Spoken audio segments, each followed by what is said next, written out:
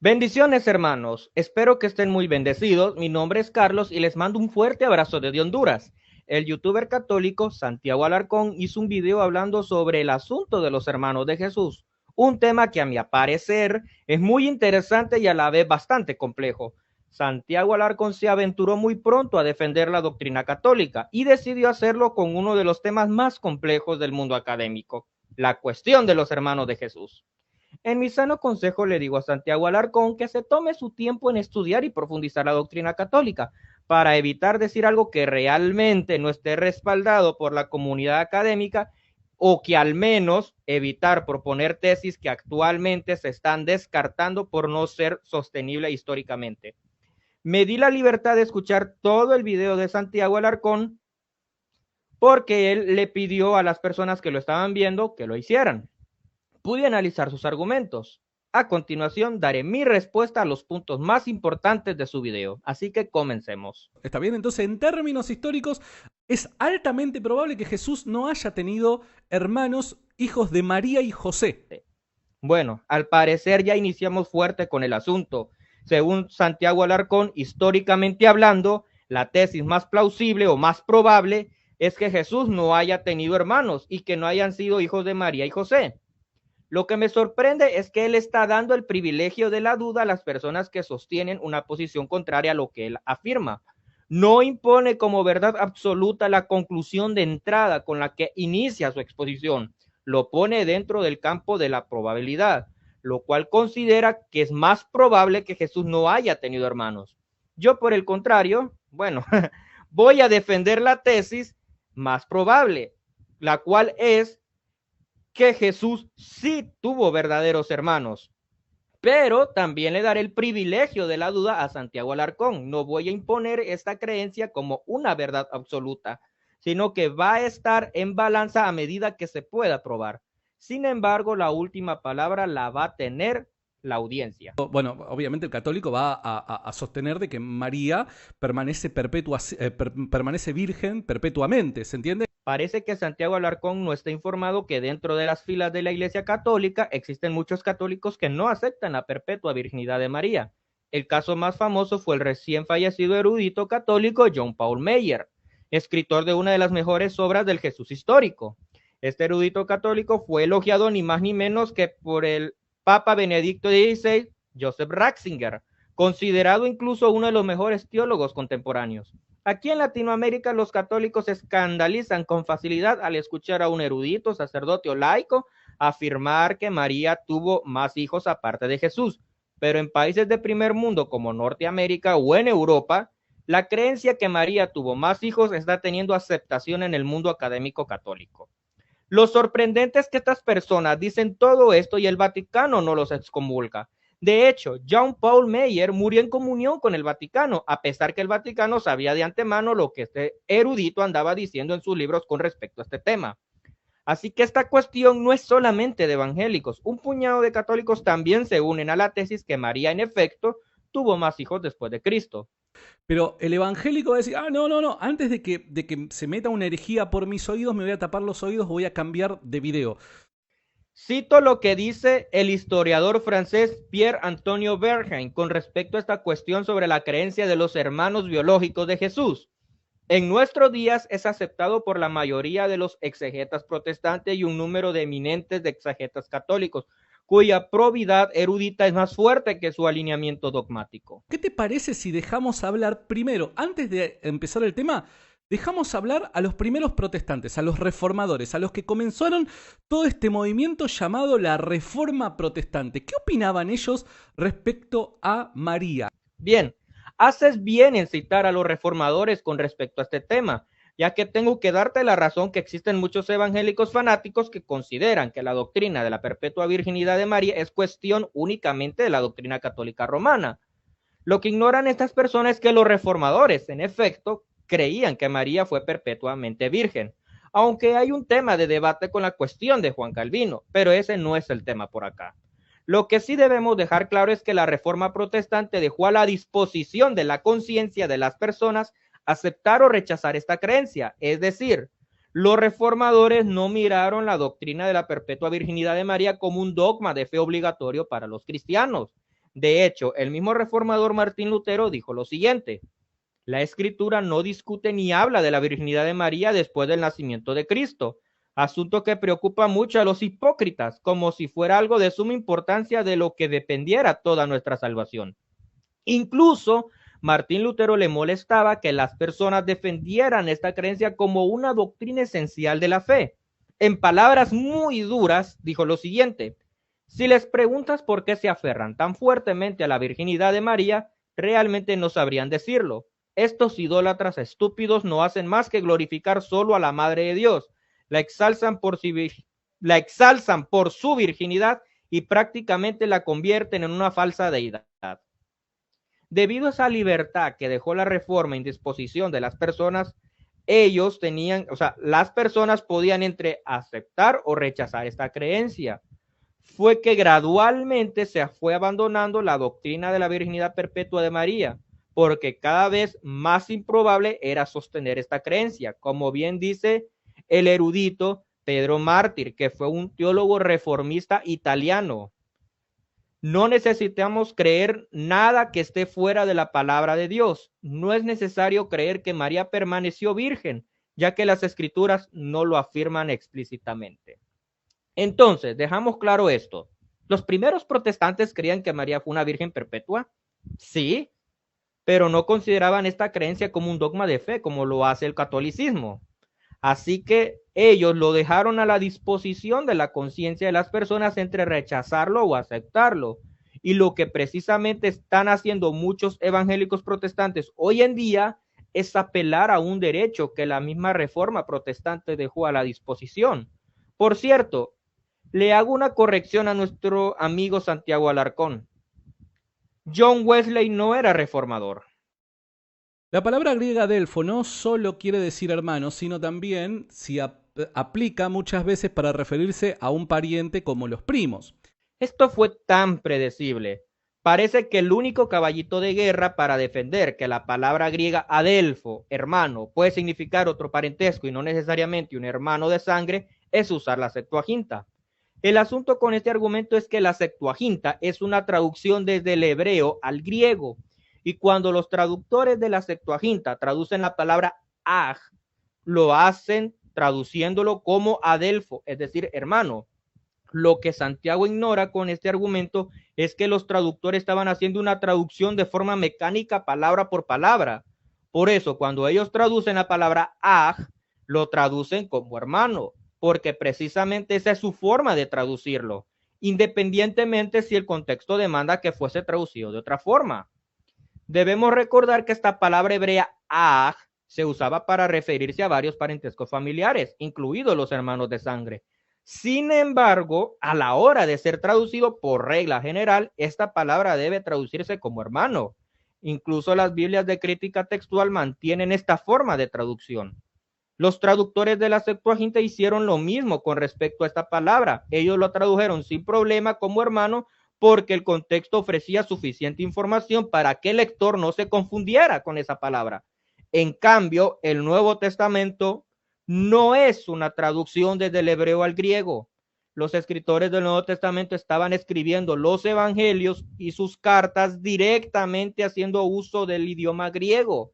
Y en el griego hay palabras específicas para referirse a un primo, anepsio, y para referirse a un hermano, adelfo, incluso un pariente, singeni.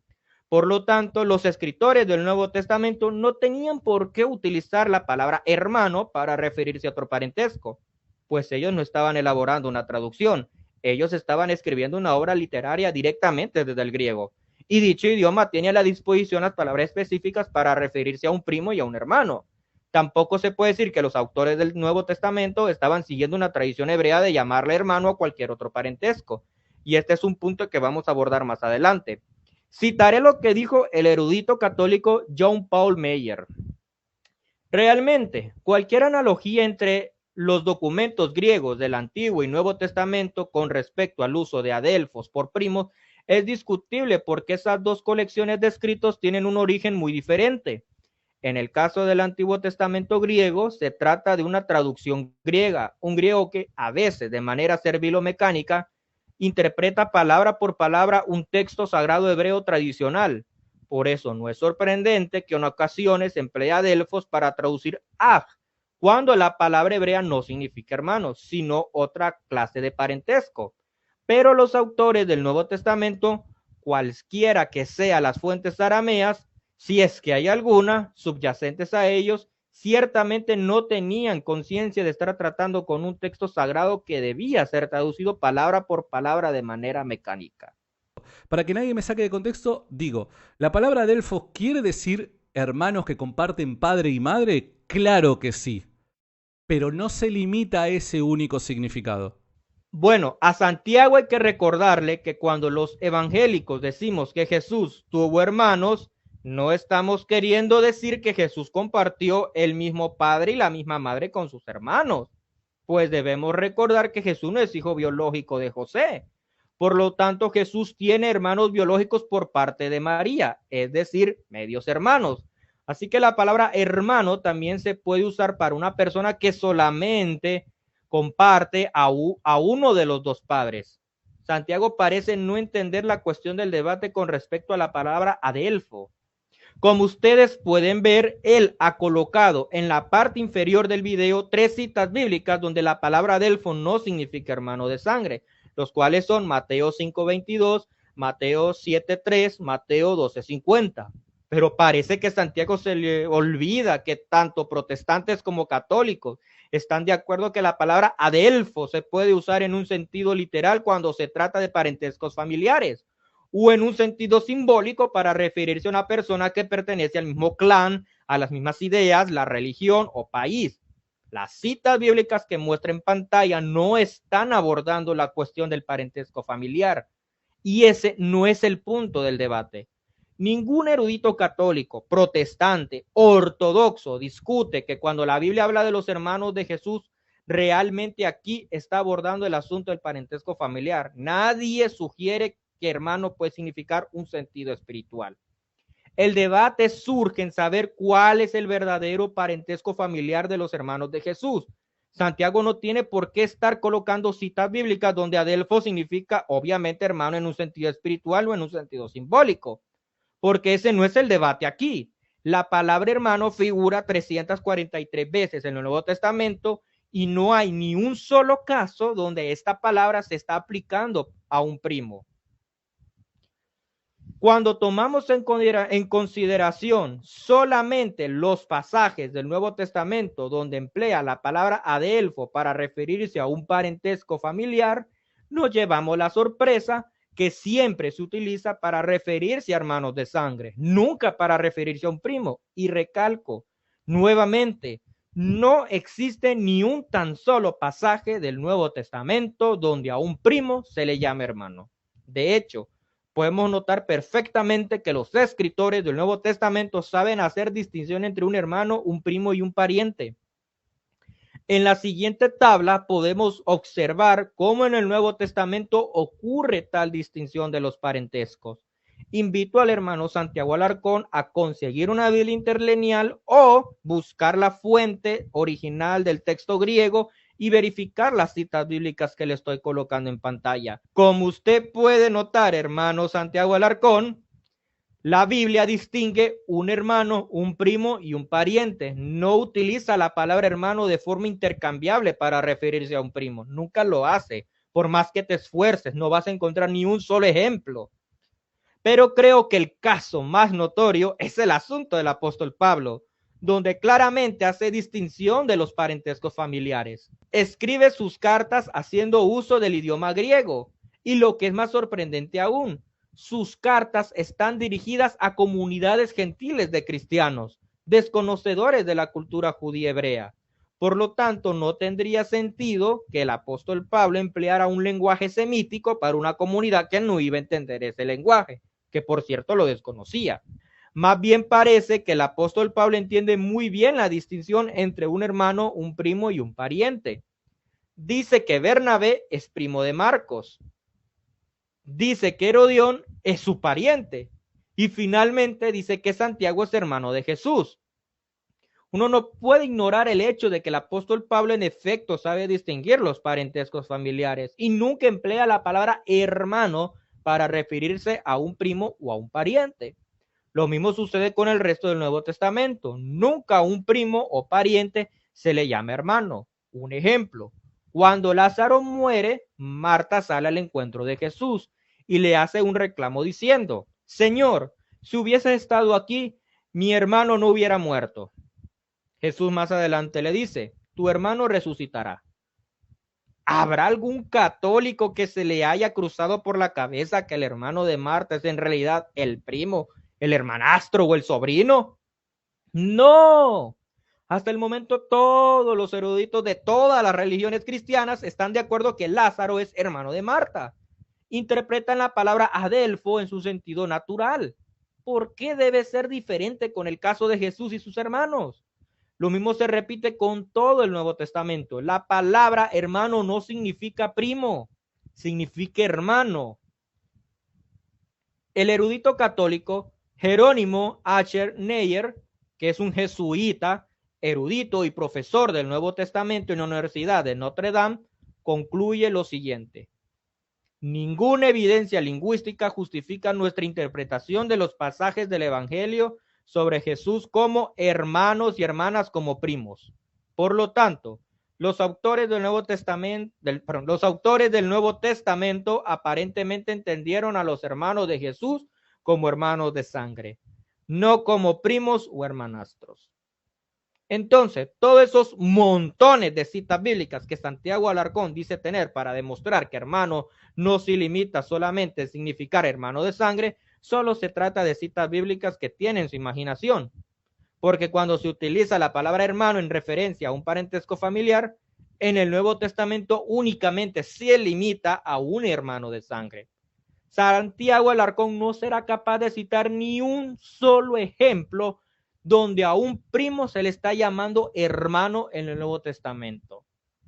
En el Nuevo Testamento que no pierda su tiempo porque no lo va a encontrar. Él va a venir con la Septuaginta, pero ya explicamos por qué la Septuaginta en estos casos no ayuda mucho. El Nuevo Testamento menciona a 2 Santiagos apóstoles. Eso es lo que dice el Nuevo Testamento, o al menos los evangelios. Santiago el mayor y Santiago el menor. La lista de los 12 apóstoles habla de Santiago el mayor y Santiago el menor. Ninguno de estos era hijo de José, padrastro de Jesús. Esto se debe porque tu error es creer que cuando el apóstol Pablo dice que Santiago, el hermano de Jesús, es apóstol, se refiere a algún apóstol del grupo de los 12. No, Santiago, no cometas ese error de novatos. Que el apóstol Pablo diga que Santiago, el hermano de Jesús, es apóstol, no debes dirigirte a la lista de los 12 apóstoles para saber quién es. Por ejemplo, Pablo y Bernabé eran llamados apóstoles. ¿A poco vas a ir a la lista de los 12 apóstoles para ver si alguien se llama Pablo Bernabé? No, ellos eran apóstoles en un sentido más amplio, no apóstoles en el grupo de los 12. Incluso algunos hasta aseguran que Andrónico y Junia eran apóstoles, ya que el apóstol Pablo dice que ellos eran 2 grandes ilustres entre los apóstoles. Hiciste bien en identificar a Santiago de Gálatas 1:19 con Santiago dentro del grupo de los hermanos de Jesús, pero cometiste un error muy de novatos al creer que Santiago forma parte de los 12 apóstoles solo porque el apóstol Pablo le llama apóstol. Recuerda que llamarle apóstol a una persona no necesariamente esta persona tenía que haber pertenecido al grupo de los 12 discípulos. Al menos que encuentres a un apóstol de Jesucristo, o sea, del grupo de los 12 llamado Pablo Bernabé. ¿Verdad que no? Más adelante. Nótese que Judas no es nombrado como el hermano del Señor, sino solamente como el hermano de Santiago. Esto es confirmado por la propia epístola de Judas. Santiago Alarcón aquí cita Judas 1:1. ¿Se está entendiendo la relación que hay acá? En la lista de los 12 apóstoles hay 2 Santiagos. Santiago el mayor, Santiago el menor. Santiago el mayor, hijo de Zebedeo, hermano de Juan. Ese hijo de Zebedeo, hermano de Juan, Santiago el mayor, es el asesinado por Herodes en el libro de los Hechos. Queda de esta lista de apóstoles, queda Santiago el menor. Santiago el menor, hijo de Alfeo, que a su vez parece que es hermano de Judas. Judas, hermano de Santiago. Y cuando vamos a la epístola de Judas, esto nos lo confirma la Escritura. Es increíble cómo en poco tiempo pudiste haber dicho tantos errores. aparte que confundes a Santiago, el hermano de Jesús, también llamado Santiago el Justo, con Santiago el Menor, y encima reflejas tu doble moral con respecto al significado de la palabra hermano. Santiago Alarcón, aunque Judas diga que es el hermano de Jesús, tú siempre saldrías con el mismo cuento de que hermano no debe interpretarse como hermano de sangre, sino como primo. Así que de nada te sirve que tú pongas sobre la mesa el argumento que Judas no se presenta como hermano de Jesús, porque de haberlo hecho tú siempre lo negarías. Siempre dirías que se trataba de un primo. Sin embargo, mira cómo es tu doble moral. Como se trata del hermano de Santiago, entonces interpreta la palabra hermano como hermano de sangre. Ah, pero cuando se trata del hermano de Jesús, entonces aquí comienzas a fabricar tus malabarismos para evadir el significado natural de la palabra hermano. ¿Te das cuenta lo muy imparcial que eres? Solo cuando te conviene la palabra hermano significa hermano de sangre. Y lo gracioso es que tú hablas también acerca del hermano de Juan y no vemos que tengas algún problema para asumir que estas personas son hermanos carnales. Pero cuando se trata de los hermanos de Jesús, comienzas con tus excusas para evitar el significado natural de la palabra hermano. Supongamos que yo digo que Judas no es hermano de Santiago, sino es el primo o hermanastro de Santiago. Y comienzo a citarte todos los ejemplos de la Septuaginta, ignorando que se trata de una traducción. También comienzo a usar los mismos argumentos que utilizaste para alegar que hermano no debe limitarse con el significado de hermano de sangre, y así sucesivamente me termino elaborando un discurso igualito al tuyo. ¿Qué argumentos emplearías para refutarme? Ahí está tu imparcialidad, Santiago Alarcón. ¿Te das cuenta lo imparcial que eres al momento de analizar la cuestión de los hermanos de Jesús? Solo cuando te conviene, la palabra hermano significa hermano de sangre. Pero cuando se trata de los hermanos de Jesús, ahí comienzas con tu sofistería para concluir que hermano no significa hermano de sangre. Pero creo que la parte más crítica de tu video es cuando confundes a Santiago el Justo con Santiago el Menor, o peor, confunde los hermanos de Jesús con los discípulos que tienen el mismo nombre. En nuestro texto inicial, ¿quiénes eran los hermanos de Jesús? Santiago, José. Mucha relación hay acá, ¿no? Santiago y José, y después también tenemos a Judas, que según la lista de los 12 apóstoles, Judas es hermano de Santiago. Y según Judas capítulo 1, verso 1, es hermano de Santiago.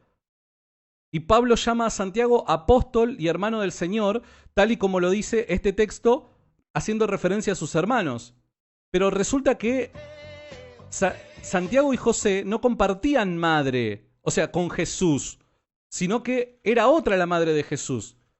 Antes de abordar el asunto de las mujeres que estaban al pie de la cruz y sobre Santiago y José como hijos de otra mujer diferente a la madre de Jesús, debemos dejar muy claro que no deben confundirse a los hermanos de Jesús con los apóstoles que tienen el mismo nombre. Este es un error que comete muy a menudo Santiago Alarcón en su video. Él cree que los hermanos de Jesús son los apóstoles que tienen el mismo nombre, y a base de esta premisa trata de identificar las madres de estos apóstoles para luego concluir que estos apóstoles, que supuestamente son los hermanos de Jesús, tenían una madre diferente a la mamá de Jesús. Pero debemos dejar claro una cosa: no deben confundirse los hermanos de Jesús con los apóstoles del mismo nombre. La razón más obvia es porque los hermanos de Jesús eran incrédulos mientras Jesús ejercía su ministerio público. Los apóstoles, a cambio, todos eran creyentes en el mensaje de Jesús, tal como dijo el apóstol Pedro en representación del grupo de los 12. Y les dijo: ¿y vosotros quién decís que sois? Respondiendo Simón Pedro dijo: tú eres el Cristo, el Hijo del Dios viviente, como también confirma el Evangelio de Juan. Y nosotros creemos y conocemos que tú eres el Cristo, el Hijo del Dios viviente. Los discípulos de Jesús creían que Jesús era el Mesías, incluyendo los apóstoles que tenían el mismo nombre de los hermanos de Jesús. Sin embargo, los hermanos de Jesús en ese momento eran incrédulos, no creían en él, tal como narra el Evangelio según Juan, porque ni aun sus hermanos creían en él. Por lo tanto, Los hermanos de Jesús no eran sus discípulos, eran incrédulos. Esto nos lleva a otro punto. Santiago, el hermano del Señor. No se puede referir a uno de los dos Santiagos del grupo de los 12 discípulos. Por lo tanto, existe un tercer Santiago. Y ese tercer Santiago es el hermano de Jesús, conocido como Santiago el Justo. La Enciclopedia Británica nos afirma: ha surgido confusión sobre la identidad porque a menudo se ha confundido con Santiago, hijo de Alfeo. Santiago evidentemente no fue un seguidor de Jesús durante su ministerio público. Pablo atribuye la posterior conversión de Santiago a la aparición de Cristo resucitado. Lo mismo pasa con el resto de los hermanos de Jesús. El libro de los Hechos distingue los apóstoles con los hermanos de Jesús. Los presenta como dos grupos diferentes. Y entrados, subieron al aposento alto, donde moraba Pedro y Jacobo, Juan, Andrés, Felipe, Tomás, Bartolomé, Mateo, Jacobo hijo de Alfeo, Simón el Zelote y Judas el hermano de Jacobo. Todos estos perseveraban unánimes en oración y ruego con las mujeres y con María la madre de Jesús y con sus hermanos. ¿Se dan cuenta ustedes que la Biblia presenta a los hermanos de Jesús como personas diferentes a los apóstoles? Menciona explícitamente el nombre de los 11 apóstoles, menos Judas porque se suicidó. Coloca a los hermanos de Jesús como un grupo distinto a los apóstoles. ¿Por qué el escritor de los Hechos de los Apóstoles no omitió mencionar a Santiago, Judas y Simón, dejando solo 8 apóstoles, ya que estos 3 apóstoles restantes estarían en el grupo de los hermanos de Jesús? No lo hizo porque los hermanos de Jesús son diferentes a los discípulos de Cristo, incluyendo los apóstoles que tienen el mismo nombre de los hermanos de Jesús. Por eso, hasta los ortodoxos sostienen que los hermanos de Jesús no deben confundirse con los discípulos de Jesús que tienen el mismo nombre, a pesar que los ortodoxos creen que los hermanos de Jesús son sus hermanastros. Pero esta no es la tesis que Santiago Alarcón está defendiendo, así que no me voy a desgastar en este punto. Entonces, esto nos ayudará a responder una pregunta. ¿Existía un tercer Santiago? La respuesta es sí, existía un tercer Santiago. Y este tercer Santiago es Santiago, el hermano de Jesús, conocido como Santiago el Justo, y no debe confundirse con Santiago el Menor o Santiago el Mayor. Entonces, de nada te sirve que le estés buscando quién fue la madre de Santiago el Menor y su hermano José, porque ese Santiago no es la misma persona con Santiago el Justo, el hermano de Jesús. Básicamente desperdicias tu tiempo en eso. No te diste la tarea de investigar a fondo este asunto con respecto a lo que creemos sobre el asunto de los hermanos de Jesús. Simplemente estás repitiendo los mismos argumentos de siempre por parte de muchos apologistas católicos y por eso tu análisis es un poco simplista. Que por cierto, dichos argumentos cada vez están siendo descartados en la comunidad académica porque están plagados de dificultades. Aún si Alfeo y Cleofas no fueran la misma persona, lo único que se muestra es que habría un tercer Santiago, pero no es hijo de María, la madre de Jesús. Si existiera un tercer Santiago, dicho Santiago no debería ser hijo de María, la madre de Jesús. El hermano de Santiago el Menor no era una persona cercana a Jesús, por cierto. O sea, el Nuevo Testamento no dice que esta persona se relacionaba con Jesucristo. Ahora, no debes sorprenderte que existan personas que tengan el mismo nombre o que incluso tengan hermanos con el mismo nombre, ya que Santiago y José eran nombres muy comunes de la época.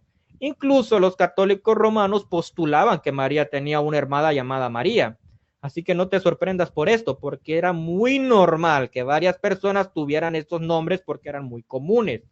Lo que me sorprende de esa parte de tu análisis es que estás tan aferrado a la idea que María no tuvo hijos, que aunque existiera la posibilidad de un tercer Santiago diferente a los apóstoles, siempre descarta la idea que sea un hijo de María.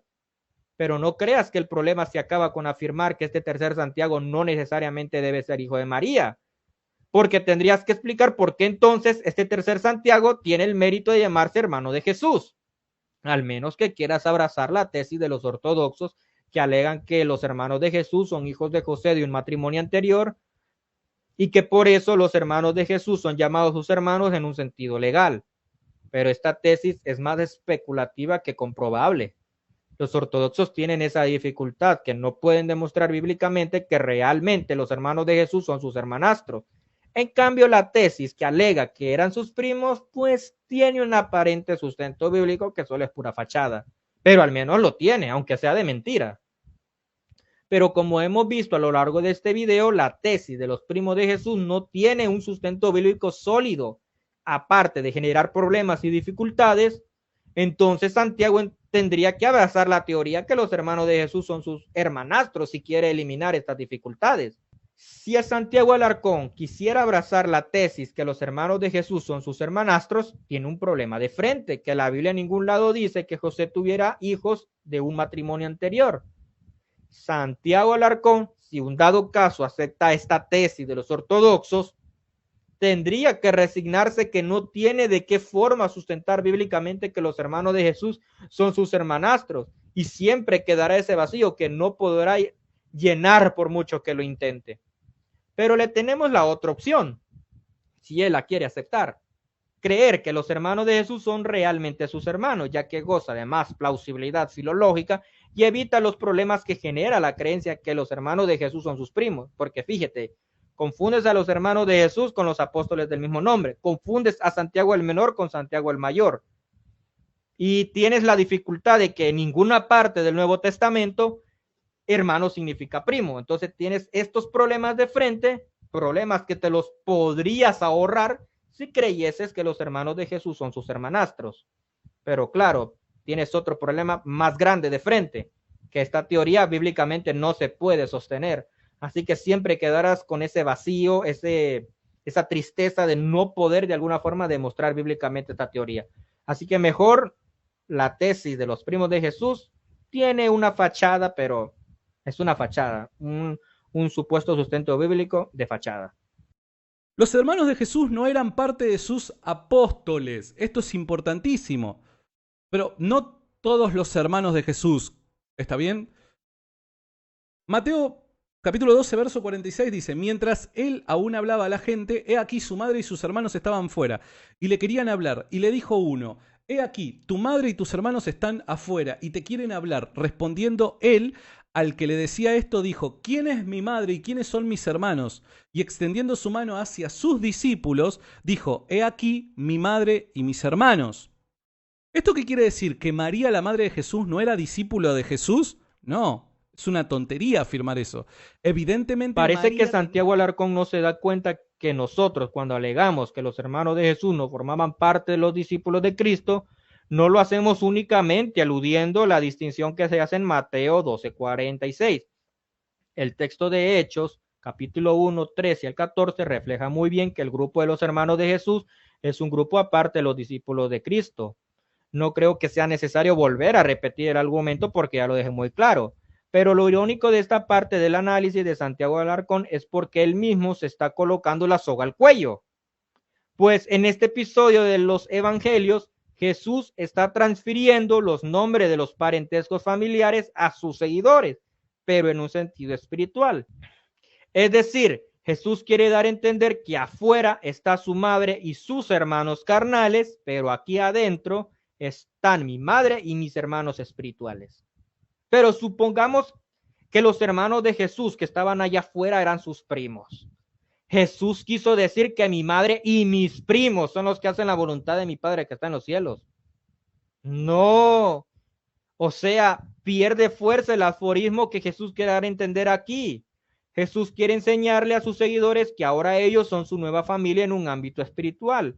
Por eso toma los parentescos de su familia carnal y se lo atribuye a sus seguidores, pero en un sentido espiritual, dando a entender que ahora sus seguidores son tan cercanos a Jesús como lo son su madre y sus hermanos.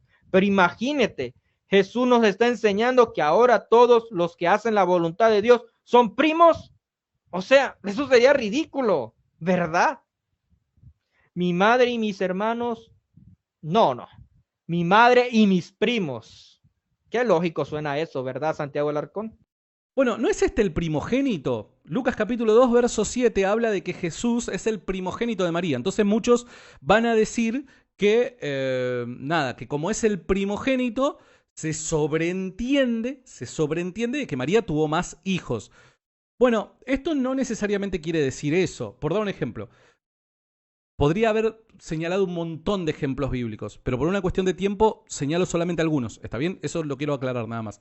No siempre esta palabra quiere decir el primero, cronológicamente hablando de muchos. En Génesis 41:52 se nos dice que Efraín es el segundo en nacer, pero en Jeremías 31:9 es llamado el primogénito. En Apocalipsis 1:5 Jesús es llamado el primogénito de entre los muertos, pero sabemos que esto no es así literalmente hablando. Santiago Alarcón tiene razón al decir que la palabra hijo primogénito no necesariamente significa que nacieron otros hijos después del nacimiento de Cristo. Sin embargo, en el Evangelio de Lucas sí se sugiere esa interpretación. Santiago Alarcón solo demostró que primogénito no significa que haya nacido otros niños, pero no ha demostrado el por qué se tiene que aplicar ese criterio aquí en el Evangelio de Lucas. No lo ha demostrado, no puede por qué demostrar, o sea, no puede demostrar el por qué en el Evangelio de Lucas no se puede aplicar el criterio de que primogénito significa que nacieron otros niños después. O sea, él solo propuso que primogénito puede significar que no nacieron otros niños, lo hizo bien, pero no ha demostrado el por qué ese criterio debe traerse aquí. No lo ha demostrado. O sea, dejó el argumento a medias. El escritor del Evangelio de Lucas sabe distinguir perfectamente entre un hijo primogénito y un hijo único. Eso lo podemos ver en el siguiente versículo. Y cuando se acercó a la puerta de la ciudad, he aquí estaban sacando a enterrar a un difunto, hijo único de su madre, siendo ella misma viuda, y una gran multitud de la ciudad estaba con ella. Lucas 7:12. Vemos claramente que aquí al hijo de esta mujer no se le llamó hijo primogénito, a pesar que sí era su hijo único, lo cual ya nos da suficientes pistas como para creer que Lucas entendía la palabra primogénito como el primero de muchos que nacieron. Esto también le sumamos el hecho de que Juan el Bautista tampoco fue llamado hijo primogénito, a pesar de haber sido el único hijo de Elizabeth. Entrándole llegó a Isabel el tiempo de su alumbramiento y dio un hijo. No se puede eliminar la realidad. Filológicamente hablando, el escritor del Evangelio de Lucas entendía perfectamente la diferencia entre un hijo primogénito con un hijo unigénito. No confunde ambas cosas. Entonces, desde un punto de vista filológico y más plausible es creer que Lucas quiere dar a entender que María tuvo más hijos después del nacimiento de Cristo. Repito nuevamente, las palabras hijo primogénito por sí mismo no significa que nacieron otros niños, pero en el caso de Lucas sí se sugiere esa interpretación por el asunto filológico. El erudito y historiador francés Pierre Antonio Verheyen afirma: el autor del Evangelio de Lucas quiere ante todo subrayar los privilegios concebidos a Jesús como primogénito de una familia del linaje davínico. Sin embargo, aunque la expresión no implica necesariamente la existencia de hijos posteriores, sí la sugiere. La costumbre judía, y acá simplemente los invito a pensar, la costumbre judía permite al hermano mayor tutelar a los menores, pero no al revés. Los menores no pueden tutelar al mayor. El mayor sí se encuentra en todo su derecho de tutelar a los menores.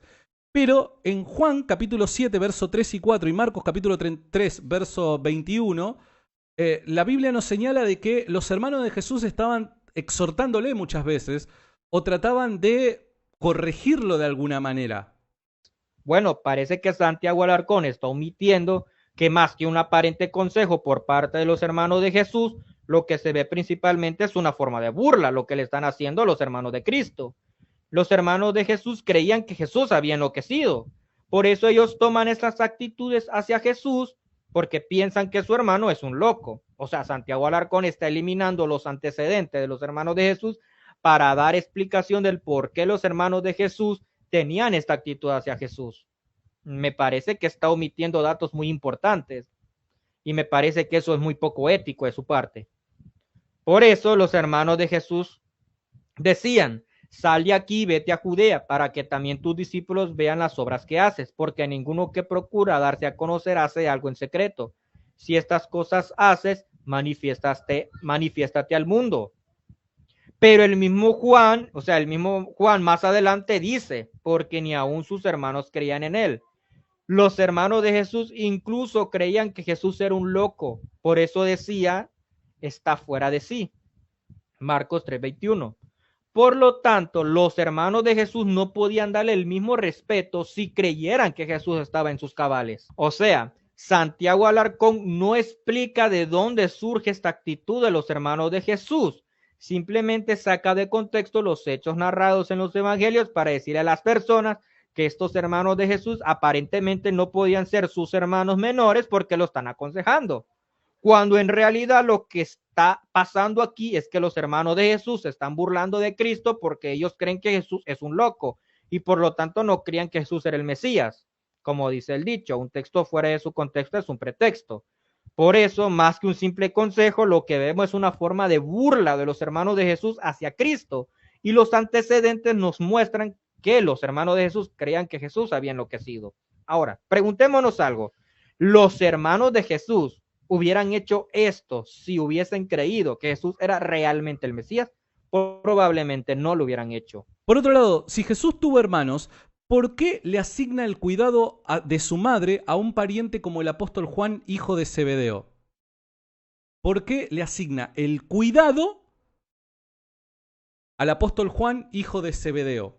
Sencillo, porque Jesús le dio prioridad a su familia espiritual sobre el cuidado de su madre. María en ese momento estaba dolorida al presenciar la muerte de su hijo. Por lo tanto, no solamente necesitaba un consuelo emocional, sino también espiritual. Entonces Jesús por eso entrega a su madre a su discípulo amado. Según tu hipótesis, si Jesús hubiera tenido hermanos, entonces que María se hubiese quedado con sus hermanos incrédulos, aguantándose el sufrimiento por 3 días mientras Jesús resucita y convence a sus hermanos que Jesús realmente es el Mesías.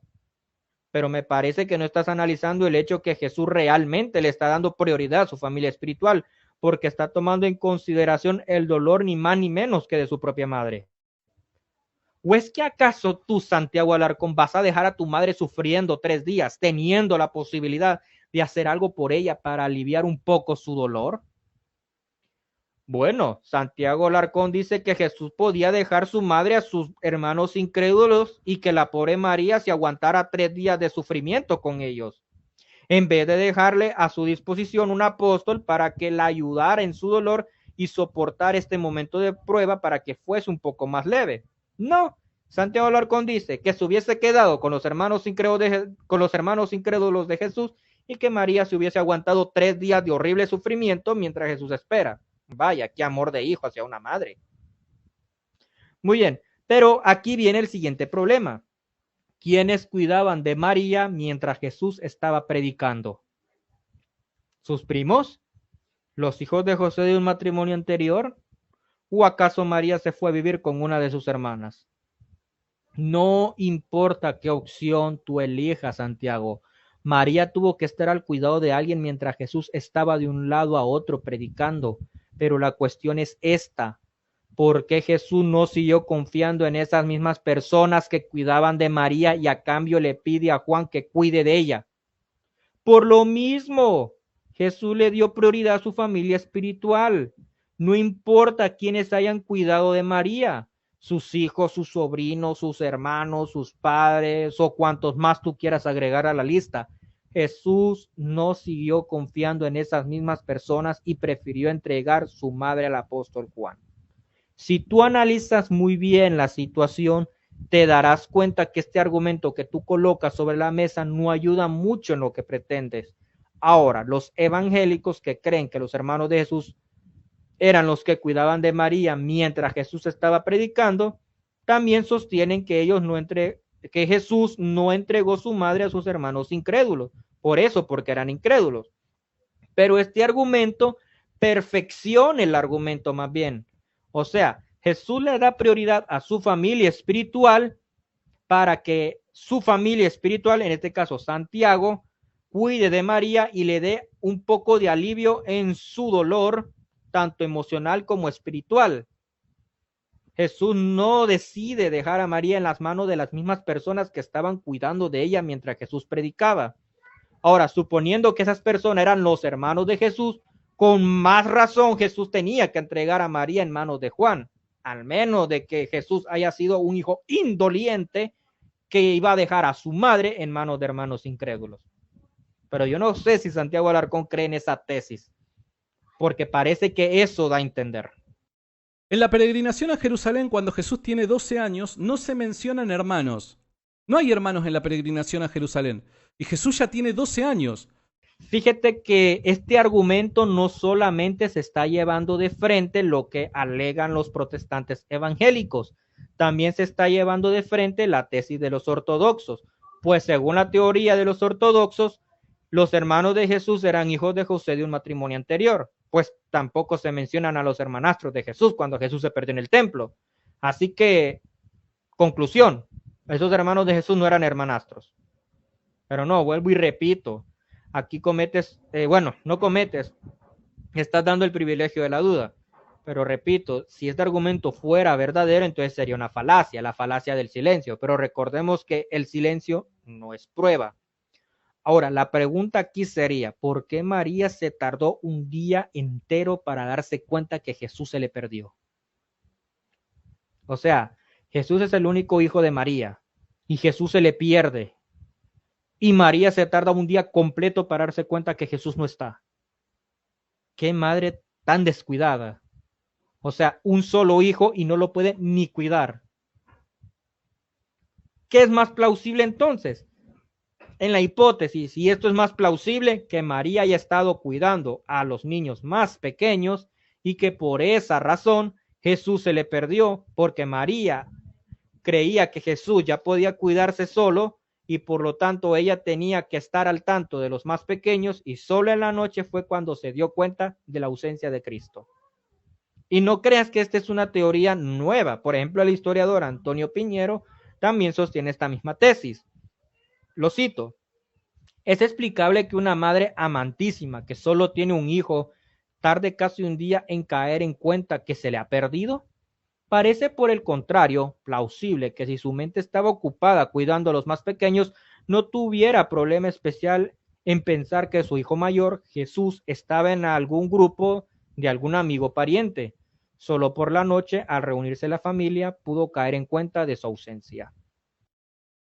Si Jesús tuvo al menos 4 hermanos varones, después de él haber nacido, si María y José tuvieron 4 hijos más varones y además tuvieron hijas, en esa peregrinación a Jerusalén, María y José tuvieron necesariamente que haber tenido niños pequeños.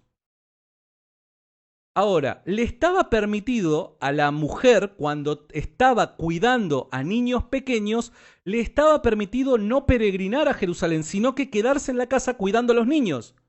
¿Cómo van a hacer un peregrinaje a Jerusalén teniendo esa cantidad de niños pequeños? Pero vemos aquí a María peregrinando, lo que significa que María no tenía hijos muy pequeños, pero Santiago Alarcón. O sea, no necesariamente los evangélicos o los que decimos que María tuvo hijos, estamos obligados a sostener que María tenía hijos de pecho o niños muy pequeños. Un niño de 6 años, de 7 años, ya tenía edad suficiente para acompañar a sus padres a un peregrinaje. Tampoco estamos obligados a sostener que en este momento de la vida de Jesús habían nacido todos los hermanos de Jesús. María pudo haber tenido 3 hijos y esos 3 hijos pudieron haber tenido entre 7, 8 o incluso 10 años, edad suficiente como para acompañar a María a un peregrinaje. Así que tu argumento no necesariamente nos está refutando porque nadie aquí a fuerza debe creer que María tenía niños extremadamente pequeños, al menos de que tú quieras, bueno, no creo de qué forma tú puedas demostrar que los evangélicos sí estamos obligados a sostener eso. O sea, al punto que voy es que aunque los hermanos o hermanas de Jesús hayan sido hermanos menores a Cristo, no necesariamente debemos creer que estos eran niños extremadamente pequeños o que todavía eran niños de pecho. No estamos obligados a creer eso. Podemos suponer, porque Santiago Alarcón también está haciendo lo mismo, suponiendo de que estos niños Estos niños podían andar entre más de los 6 años o 7 años o incluso 10 años, o para ese momento algunos de ellos no habían nacido. Así que realmente este argumento no lleva a ningún lado, solo vuelve al mismo punto. Porque como dice Santiago Alarcón, una madre con niños pequeños no podían peregrinar. Bueno, perfecto. ¿Y quién aquí está diciendo que María tenía niños de pecho o niños de 3 años que no podían ir al baño solos? ¿Quién está diciendo eso? Nadie, o sea, tampoco estamos diciendo que para ese momento habían nacido todos los hijos de María. Nadie, así que ese argumento que lanza Santiago Alarcón no lleva a ningún lado, vuelve al mismo punto, así que no avanzó en nada. Lo que sí tiene que por solucionar es decirnos cómo es que María, con un solo hijo, se haya tardado un día entero para darse cuenta que Jesús no estaba. ¿En qué mundo estaba María? ¿Qué era lo que realmente pensaba María en ese momento? Como dice Antonio Piñero, es más plausible que María, estando ocupada por los niños más pequeños, ella haya creído que Jesús, al tener 12 años, ya casi los 13, edad en la cual en la cultura judía una persona podía ser responsable de sus actos, entonces María, confiada en la edad de Jesús, se descuidó de él por andar cuidando a los más pequeños. Ya en la noche se dio cuenta que Jesús estaba ausente. Ahora, si Jesús era el único hijo, pues qué madre tan descuidada. María se descuidó de Jesús, incluso José se descuidó. El hasta que no siempre en el lenguaje bíblico quiere decir que necesariamente ocurre luego otra cosa. No siempre. Obviamente van a haber veces que sí, pero no siempre esto quiere decir que así sea. Simplemente es una referencia. Nada más. Es una manera de hablar. Nada más. Bueno, parece que Santiago Alarcón quiere dar a entender que la frase hasta que no implica necesariamente que realmente va a ocurrir un cambio de estado o circunstancia. Lo que me parece bastante extraño con esta frase en el Evangelio de Mateo es que realmente no sigue con un curso natural de la narración si fuera verdad lo que dice Santiago Alarcón. La mención de los hermanos de Jesús combinados con este texto bíblico claramente da a entender que María y José tuvieron relaciones sexuales después del nacimiento de Cristo y en consecuencia tuvieron más hijos. El escritor del Evangelio de Mateo no hace ni el más mínimo esfuerzo por tratar de dar a entender que esta frase hasta que debe interpretarse como lo propone Santiago Alarcón.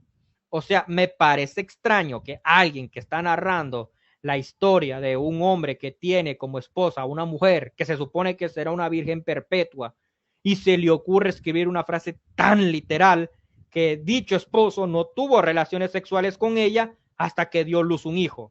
O sea, si creyéramos que Mateo tenía en mente que María no tuvo más hijos, entonces me parece que Mateo está troleando al lector, porque más adelante hace mención de los hermanos de Jesús, sin proveer un contexto que estos hermanos de Jesús son hijos de la tía de Jesús, la cual viene a crear más confusión al respecto. ¿No parece más razonable creer que en realidad María sí tuvo hijos con su esposo al emplear una frase tan literal, tan polémica, tan oscura, tan descuidada como esta? Hay que razonar un poco. Creo que no hace daño a nadie. No le hace daño a nadie ponerse a pensar un poco. Las palabras griegas de donde se traduce hasta que es eus o. Todas las veces que se utilice esta construcción griega en el Nuevo Testamento, todas las veces dan a entender que hubo un cambio de estado o de circunstancia. En el Antiguo Testamento o Septuaginta griega, esta frase hasta que se usa muy pocas veces para dar a entender que hubo un cambio de estado o de circunstancia, pero debemos entender que las excepciones no deben convertirse en regla. La mayoría de casos en el Antiguo Testamento donde se utiliza esta expresión siempre da a entender que hay un cambio de estado o de circunstancia. Por lo tanto, debemos darle prioridad a esta forma de entender esta construcción gramatical y no usar una interpretación marginada y peor para darle explicación a un texto tan polémico como el caso del Mateo 1.25. De hecho, ninguno de los ejemplos que coloca Santiago Alarcón en su video usan la misma construcción gramatical que se usa en Mateo. Mateo 1.25 se usa eus o, pero en Génesis 28.15 se está usando eustou. No es la misma construcción gramatical. en Mateo 28:20 tampoco usa la misma construcción gramatical. Eus-o, no está usando esa misma construcción. Se está usando eustes. Lo mismo segunda de Samuel 6:23. No se está usando eus-o, se está usando eustes. O sea, de los 3 ejemplos que mostró Santiago Alarcón en su video, ninguno usa la misma construcción gramatical de Mateo 1:25. Y el caso del hasta que en el Nuevo Testamento es lo mismo con el asunto de los hermanos de Jesús, o sea, Adelfo. No existe ningún ejemplo en el Nuevo Testamento donde eus o significa que no va a ocurrir un cambio de estado o de circunstancias. De hecho, todos los casos donde se utiliza esa misma construcción gramatical eus o indica que va a ocurrir un cambio de estado o de circunstancias. Como cualquier idioma que existe en el mundo, el idioma siempre tiene que cambiar con el tiempo. Así que la frase hasta que eus o en el Nuevo Testamento se limitó únicamente para indicar que va a ocurrir un cambio de estado o de circunstancias. Esta construcción gramatical de Mateo 1:25 aparece 19 veces en el Nuevo Testamento y en todas las veces siempre indica que va a ocurrir un cambio de estado de circunstancias. El comentario bíblico Mundo Hispano señala este punto. Sin embargo, la expresión hasta que se usa en Mateo 1:25, en griego una conjunción acompañada por un adverbio, se encuentra 19 veces en el Nuevo Testamento y siempre indica o implica claramente un cambio en la condición después de un punto de tiempo. Pondremos 2 ejemplos. Mateo 18:34. Y enojado su señor lo entregó a los carceleros para que lo torturaran hasta que pagara todo lo que debía. Noten ustedes, en el texto griego está usando eus-o, está usando la misma construcción gramatical de Mateo 1:25. ¿Quién de aquí me va a decir que después de que haya pagado su deuda no sacaron a esta persona? ¿Quién va a sugerir eso? De hecho, es el texto favorito para demostrar el purgatorio. O sea, cuando les conviene, el hasta que sí significa un cambio de estado. Es decir, que la persona que estaba en el purgatorio, según algunos, va a salir del purgatorio. ¿Y cómo lo sabemos? Pues Mateo 18:34, dicen los católicos. Citan este pasaje, pero aquí hasta que sí significa un cambio de estado, ¿verdad? Bueno, yo no voy a poner esto en la boca del Alarcón porque él no ha dicho eso, pero le dejo claro que eso es lo que creen muchos de sus hermanos ahora. Este pasaje implica que después de que este hombre al que estaban torturando pagara su deuda, lo iban a dejar de torturar. Veamos un segundo ejemplo. Lucas 13:21. Es como la levadura de una mujer que tomó y mezcló con una gran cantidad de harina hasta que fermentó toda la masa. Vemos nuevamente que vuelve a utilizar la construcción eus-o, dando a entender que una vez fermentada la masa, la mujer ya no utilizaría más levadura. ¿Quién aquí va a sugerir que la mujer le siguió metiendo más levadura después de que fermentó la masa? Nadie, o sea, nadie sugiere eso. Ahora vámonos con el caso de Mateo 1:25. Vamos a ver si utiliza la misma construcción gramatical. Y no la conocía hasta que ella dio luz un hijo y le puso por nombre Jesús. Vaya, vaya. Miren qué tenemos aquí. No es pura casualidad eso. Utiliza exactamente la misma construcción gramatical. Eus-o. ¿Cree usted que esto es casualidad? No lo creo. Todos los pasajes bíblicos del Nuevo Testamento que usan esta estructura gramatical hasta que eus-o indica un cambio de estado o de circunstancia. ¿Por qué el caso de María y José tiene que ser excepción? ¿Por qué? ¿Por qué tiene que ser excepción? No le hallo sentido. O sea, todas las veces que se utiliza esta construcción gramatical indica un cambio de estado, de circunstancia, solo en el caso de María y José, no. Esta es la apologética católica, amigos. A este punto se ha rebajado Santiago Alarcón. Reto a Santiago Alarcón que me muestre un solo ejemplo en el Nuevo Testamento donde se utiliza eus-o y que no indique que hubo un cambio de circunstancia o de estado. no va a poder, no será capaz de citar un solo ejemplo a su favor. Entonces, si en todos los casos del Nuevo Testamento de donde se utiliza eus o indica que va a ocurrir un cambio de estados o circunstancias, ¿por qué el caso de María y José debe ser diferente? Además, la frase griega leyéndose eos eginos que daftin se traduce como no la conocía, un adverbio negativo donde hay un pretérito imperfecto, conocía, lo que sugiere con más fuerza que en realidad el verbo negado, es decir, conocer, eginosken, se va a sufrir un cambio, es decir, el verbo negado se va a llevar a cabo en el futuro. Por eso, este pretérito imperfecto sugiere con más fuerza la interpretación que estamos exponiendo aquí y no la que propone Santiago Alarcón. El teólogo e historiador inglés Alfred Plummer confirma de forma breve lo que he explicado. Él dice, no la conocía, el tiempo imperfecto es importante. Va en contra de la tradición de la virginidad perpetua de María. Esto ha sido cuestionado, pero apenas necesita argumentar que en ese momento no solía hacerlo o no tenía la costumbre de, significa más que no lo hizo. Es cierto que la Oristo no la conocía hasta, habría implicado que posteriormente tuvo hijos de él, pero el imperfecto implica esto aún más fuertemente. Antes de que me lancen una crítica, yo no soy muy bueno leyendo el griego.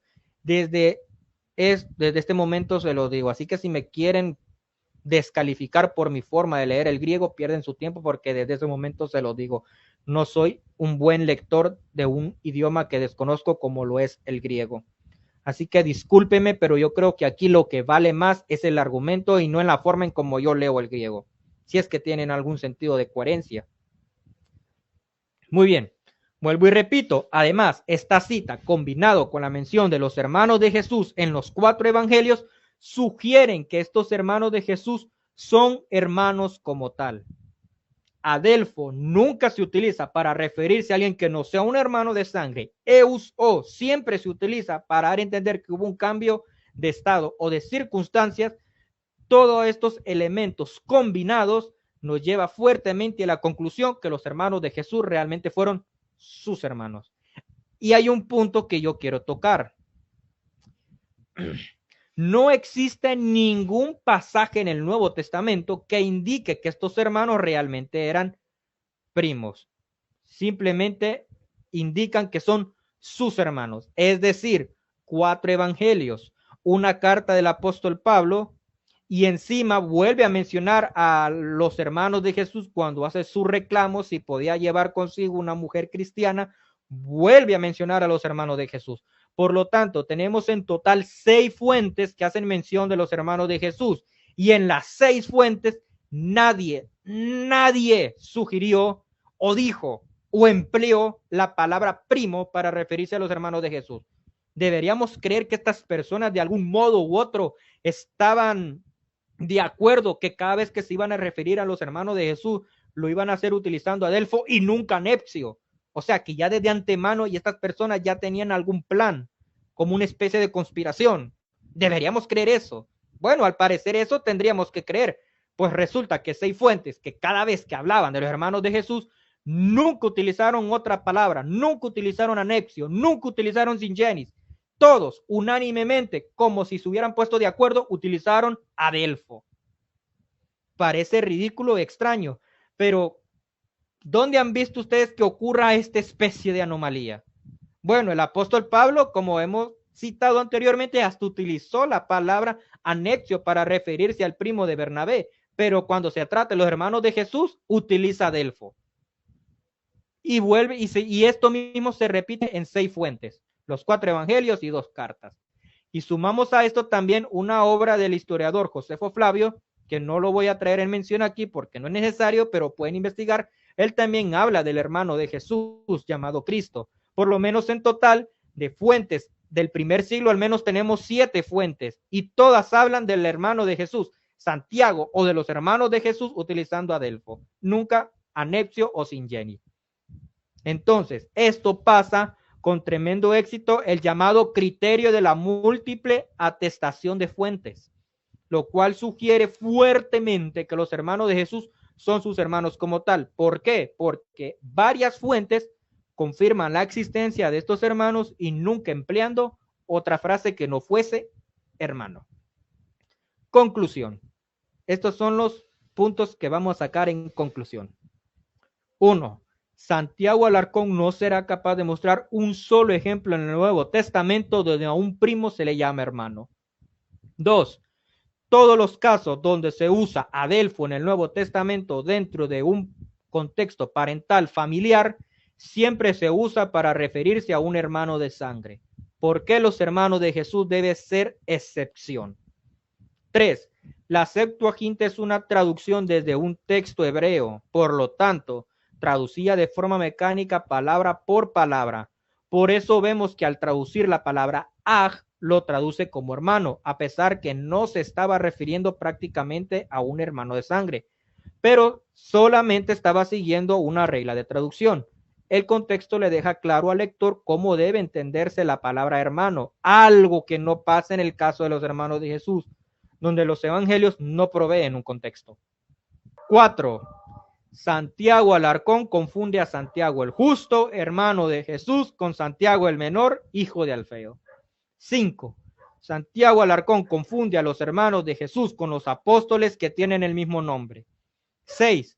Santiago Alarcón ignora el uso filológico del Evangelio de Lucas, donde hace distinción entre un hijo único y un hijo primogénito. 7. Santiago Alarcón ignora que los hermanos de Jesús básicamente no estaban aconsejando a Jesús, aunque aparentemente sí parece que lo hacen. Lo que están haciendo más bien es como burlarse de Jesús, pues los evangelios dejan claro que los hermanos de Jesús eran incrédulos y creían que Jesús estaba loco. Es más probable que no hubieran tomado esta actitud si ellos hubiesen creído en el mensaje de Jesús. Pero el simple hecho de que ellos creyeran que ya estaba loco, entonces los hermanos de Jesús se dieron la libertad de darle un aparente consejo, pero que solamente era una burla. 8. Santiago entrega a su madre a Juan porque le dio prioridad a su familia espiritual. 9. Santiago debe explicar la razón por la cual María se descuidó de Jesús un día entero y solo en la noche se dio cuenta de su ausencia. 10. Santiago no será capaz de citar un solo ejemplo en el Nuevo Testamento donde eus o se indica para señalar que no hubo un cambio de estado o circunstancia. De hecho, esta construcción gramatical aparece 19 veces en el Nuevo Testamento y en todas esas veces indica que va a ocurrir un cambio en el verbo negado una vez cumplida una condición. Los ejemplos que utilizó Santiago Alarcón en su video, ninguno emplea la construcción eus o. 11. Los hermanos de Jesús siempre son señalados como sus hermanos. Ningún otro documento bíblico llama a los hermanos de Jesús de otra forma, a pesar que sí conocían el uso de anepsio, como lo confirma el caso del apóstol Pablo. Por lo tanto, los hermanos de Jesús pasan el criterio de la múltiple atestación de fuentes, lo que sugiere con más certeza que Jesús sí tuvo hermanos. Ahora bien, vamos a dar una conclusión definitiva. ¿Qué podemos concluir de todo esto?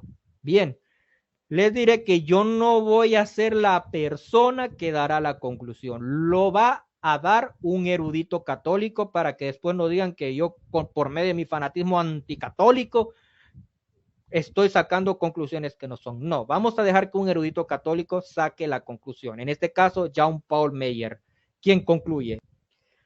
En el Nuevo Testamento no existe ni un solo caso donde indiscutiblemente hermano signifique primo, ni siquiera hermanastro, mientras que hay abundantes ejemplos donde tiene el sentido de hermano consanguíneo. Por eso, la opinión más plausible desde un punto de vista puramente filológico e histórico es que los hermanos y hermanas de Jesús eran realmente tales. Muy bien, mis hermanos, la conclusión no la di yo, la hizo un erudito católico y también lo ha hecho así varios eruditos católicos. Así que esto ha sido mi exposición. Espero que Santiago Alarcón analice estos argumentos de una respuesta sólida y que no repita los mismos argumentos obsoletos que presenta aquí los católicos latinoamericanos como novedad. Muy bien, aunque esto no forma parte de la exposición de Santiago Alarcón y realmente no tenía la intención de responderlo, pero sí me voy a ver obligado a responderlo, porque según Santiago Alarcón, Ireneo León creía en la virginidad perpetua de María. Santiago Alarcón, Ireneo León en ningún momento habla tal cosa. Habla referente a la virginidad de María antes del parto.